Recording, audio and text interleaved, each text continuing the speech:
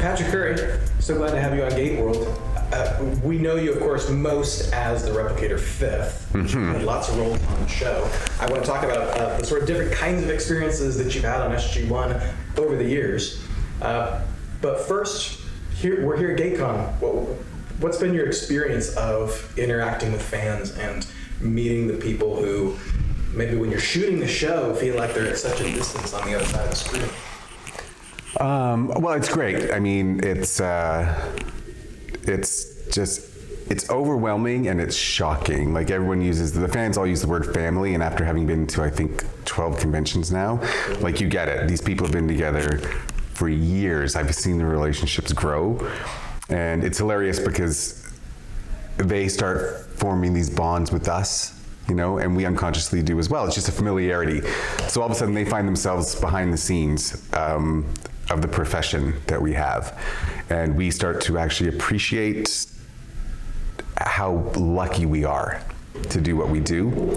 And now that I think it's on Netflix, Stargate is on Netflix, at least in Canada, there's a whole new world of fans who are like, you know, I'm a lot older than I was when I shot the show, but they're still treating me like young fifth, you know? Yeah, they're discovering it for the first time. Yeah, and you can see it in their faces, right? And it's just like, it's just the magic of acting. It's amazing.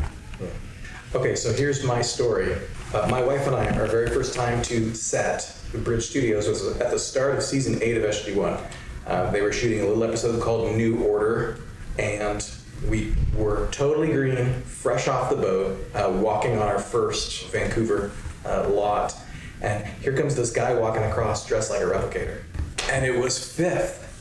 Start us, if you would, with season 6 with Unnatural Selection and figuring out who not just Fifth was with respect to the other replicators, but who he was as this was the birth of a new species with the human form replicators. Yeah, I mean, Andy was talking yesterday about this. She's the Wraith Queen. You kind of get to create a race, you know, like you get to establish how this character is, right? And the big thing about Fifth was that he was the fifth. He was the first one. The experiment was human emotion, right? And, you know, I'm an actor, so it's like, go for it. And I did. I got to play all the heights of emotion. You know, he's pretty much an adolescent brain. He's just feeling all of these feelings for the first time ever. And I didn't have to be guarded. I didn't have to be. An adolescent in our world has to feel their feelings, then monitor them and adjust them for the environment that he's in. Whereas Fifth didn't have to do that. He just had to get the information, feel the feelings, and respond, which he did, which is why he ends up looking like a villain in some people's eyes, but he really is just responding to our childish inability, I think, to deal with emotion when we're not taught to express it in a way that's healthy. So yeah, it was thrilling to be able to create him and then have him take such a turn so fast. Yeah, for sure. Yeah. There's that vulnerability that he has in that first episode. Is that easier to play or harder to play because you have to kind of feel your way into, like you said, a sort of childlike view on the world? It's up to the individual, depending how you work. I've always worked from a very emotional place, and I let that guide characters more so than like working beats in units. I find, which is a process of breaking down a script. It's easier if you can access those emotions, so it's not difficult for me. So I prefer to play a character that's led by their emotions. I auditioned for Stargate to play military characters like 16 times, and I just said to my agent, I'm not doing this anymore because it's not who I am as an artist. It doesn't ring as true. I was getting amazing feedback. Peter DeLuise one day looked at me after I did a scene of a military technician, and he was like, how do you do it? And I was like, why don't you cast me? But the truth was, he knew. He was like, this guy's got something else that will find its home in Stargate. And he did. That was brilliant. Like, I loved Fifth, and it's endured for so long. I think one of the reasons for the show's longevity and its success was that Stargate casting was so good at not just identifying good actors, but identifying the right parts for them. Yeah, and you'll hear a lot of stories in this town about actors who went in a million times until they finally got the right role. And this one was perfect casting. I mean, I cannot believe that I'm doing conventions and that I get like random emails and contacts from people who were affected by the performance. So Fifth is left after your first episode, trapped in a time dilation bubble. Did you think you would ever come back to the show? What was it like when you got that call that Fifth is coming back? I was shocked. I had no idea that he was coming back. I guess just because at some points in your career as an actor, you start to anticipate the worst, and you don't think it's going to happen. So I was just thrilled. I was thrilled, and I didn't know where I was going to take it or where they were going to take it, and it was just exciting to see what they came up with. They didn't know they were going to do a season 7, then they did. They didn't know they were going to do a season 8. So they got to explore all the characters in all these corners that a show with a shorter run might not have gotten to. Yeah. But you spent some time with a lot of the cast. You spent, of course, most of your time with Amanda Tapping. Can you just share a bit about that experience of working with her? Unbelievable. I mean, it's the relationships that you form on set are not real world. The real relationships, they're not real world relationships, and that's not a negative thing at all. It's just that when you go to work in an office, you're a certain kind of person, and then when you go home, you're a different person.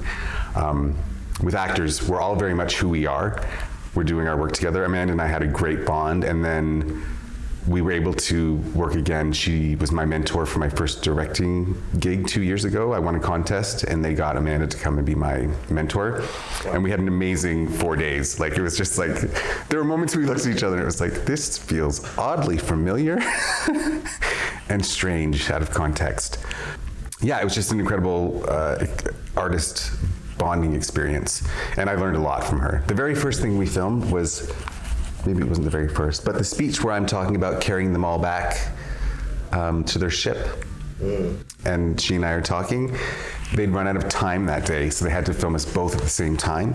So Amanda was standing here facing the other way, and I was facing this way, and we had 2 separate cameras on us, and we had to do the scene as though we were talking to each other, and I'd never experienced anything like that before. Yeah.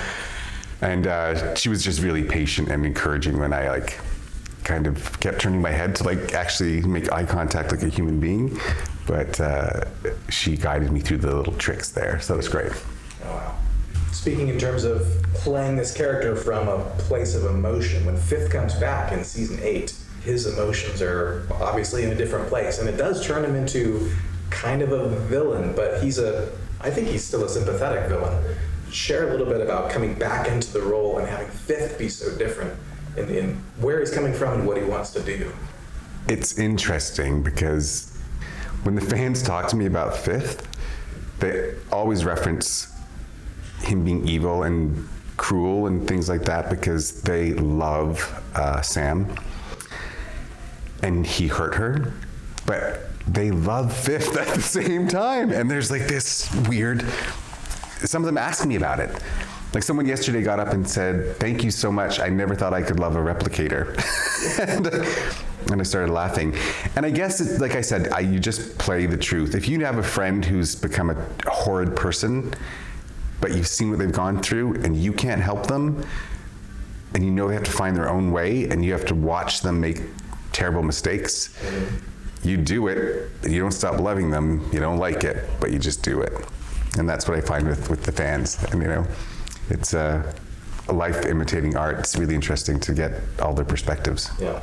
I got to admit, I was sad when Fifth's story came to an end in Gemini in season 8 because he's betrayed by Replicator Carter, who he's created. Can't Fifth just settle down on his own little planet with a Replicator girlfriend that he made? You would think, right? No, I mean, I wish that would have been nice too, but no, that burst of light was the end of me. Yeah, but it was a big point in the evolution of the series and the development of the bigger story arc, with the Replicators being sort of a major force in the Stargate universe, and then the Replicators, just after your last episode, they participate in dealing the death blow to the Goa'uld. Fifth's part in that was sort of moving the train further down the line to tell the SG-1 story. Mm-hmm. It's been a few years now since Stargate. What's your career path taken you since Stargate?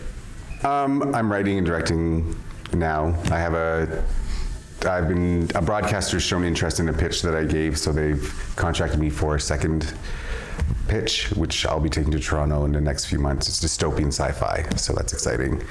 And then I'm working on a series that is a comedy series that I think we're going to try and self-fund, so we have control over the content. But it's Dan Payne and I are playing two guys who are inadvertently married, and it's I think the Stargate fans are going to have a lot of fun with it. We're going to screen it today at the convention. Cool, very cool. Now, so you did multiple roles on SG-1. You did some under prosthetics. Yeah. Tell us who you played in secret, who the people might not know. I was Chaka. I can't remember the name of the episode, but it's the one where they're with the Naquita on the planet. With the Naquita mine. Yeah. With Enemy Mine, isn't it? Enemy Mine. So yeah, so this is Chaka's return, right? Because Dion Johnson played in the first. Yeah, he was off doing Shakespeare, and he couldn't get out of the contract long enough to come and do it. So they just asked me if I would do it, and I said yes. And it was an amazing experience. But back to back, I did Eamon first. I played Eamon in Space Race. Yeah. And then Chaka, which is good because the costumes got bigger, so I had a chance to get used to them. But yeah, it's an interesting experience. My first experience with prosthetics was horrible, so I almost didn't take the role. Yeah, I'd done another sci-fi show, and something had happened with the prosthetic guy, and he had some personal problems, and he used half the budget for some other things, so he doubled up our headpieces. So I wore a piece that I didn't know I wasn't supposed to wear, and didn't fit my head. And when I took it off, my nose was black because there was like a blood bubble at the end. It was terrible, but funny in retrospect. And a good learning experience. But I ended up doing Eamon anyway, and that team is so professional. They were amazing, and I had a great time. Both times I had to wear contacts, which was the scariest part because they're the size of a silver dollar. Yeah. And someone has see them very well, can you? You can see fine, but you're also seeing the design of the iris as well. So it's disorienting, especially when your head's encased in plastic, And then in the case of Chaka, you can't use your hands, and your mouth has false teeth in it. But you've got two assistants with you at all the time. Two helpers with you. I'd have one to help me go to the bathroom, and one to take out my teeth whenever I started choking on them. So it was very romantic. How long were you in the makeup chair for say Chaka? 4 to 5 hours. So you got the first call time in the morning? Yeah, 3 or 4 in the morning, I think, were my call times. I think maybe it was 4 is the earliest, but Chaka was such a physical character, not just because of who the Unas are, but because of what Dion had done in setting up the role in season 4. At this point in Chaka's history, though, right, he's evolved a bit. He's become sort of an Unas politician almost. Yeah. Peter DeLuise is amazing. He literally came to my trailer that morning, and he was like, all right, let's show me your Chaka. And so he wanted me to walk. And then he just got in there with me, and literally he was like a movement teacher, and he just walked with me, and he did it musically and rhythmically, and it helped get it into my body. He's a pretty amazing director. So he really helped me capture that because he'd worked with Dion and knew the spirit of the character. So much of the Unas, who they are as a species, and their language and their culture comes from Peter's head, I think. Yeah, so he was a perfect guy to be directed by. Eamon was funny. It was just a funny episode. That's all I have to say. I read a few comments online where people were saying it was out of context with the series, kind of, and it was sort of... It was a different kind of episode. Yeah. I really... But as a standalone, I just thought it was pretty damn funny. And my character, Chris and Alex and I, there was a lot of laughing on set. Yeah, you and Chris running around looking like... with those hats. like bellhops. I swear, man. I couldn't look at him. It was just like this bobblehead Chris with the hat on. It was hilarious. Yeah, it was good. And then Alex, of course, we were at I think it was the Hydro building where we were filming it first, and the makeup was really hot. We started getting really tired, and Alex started passing out. Sorry, Alex, if you don't think you were passing out, but you were getting woozy. Is that better? So they had to lower his costume, so he was basically in like long johns. But it was just funny because it's your buddy who's an actor in alien makeup in his underwear in the middle of a hydro plant. And you're like, life is surreal sometimes. Yeah. Especially in Vancouver. The best comparison I've ever heard for Eamon as a character is Niles Fraser. Have you heard this? He's like I know, right? Fraser of the Stargate universe. I know, I'm kind of proud. Somebody said to me, I don't know anyone who can make a lizard gay. And I was like, yes. Niles Crane, excuse me. Yeah, Niles Crane. Yeah, someone said to me, a fan said to me, the first one was, my mom had a bet going that was played by Niles from Fraser. And she's like, she lost. And I was like, yes, she did. And she's like, I knew it was you. But yeah, I don't know. I honestly let the makeup inform that character. There were a lot of restrictions with the makeup in terms of head movement and stuff like that. So I just kind of went with that. And I don't know where the voice came from, but it's funny. Yeah. What's, just to kind of wrap up here, how would you describe the Vancouver film and television scene these days? I know that over the course of the last 30 years, it's been a huge home for science fiction and fantasy television, right? Everything from X-Files to Battlestar to Stargate.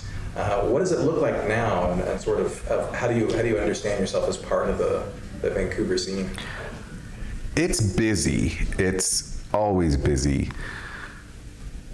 But it almost feels like we're trying to find our footing again, because with the whole online marketplace, it changed the way that movies are made and how many are being made, and that affects our union in terms of actors and who's being used and everything like that. So you got to find your place. I think I haven't found my place again. I'm not really sure what direction to take, so I took control and started making my own stuff. I did shoot a little thing recently, and I had a callback for a series regular on another sci-fi show. Those would have been great. But I'm the kind of person who's not going to sit around and wait for it to find me. I'll create it on my own, because I don't want to do nothing. I love this industry, and I love sci-fi. The show that I'm pitching in Toronto is going to blow your mind. It's really, really good. So, yeah. But Vancouver's a pretty sweet place to live. The industry's doing really well. Well, we're excited to see what's next, whether it's on screen or behind the camera. Thanks for taking some time with us. Thanks for having me.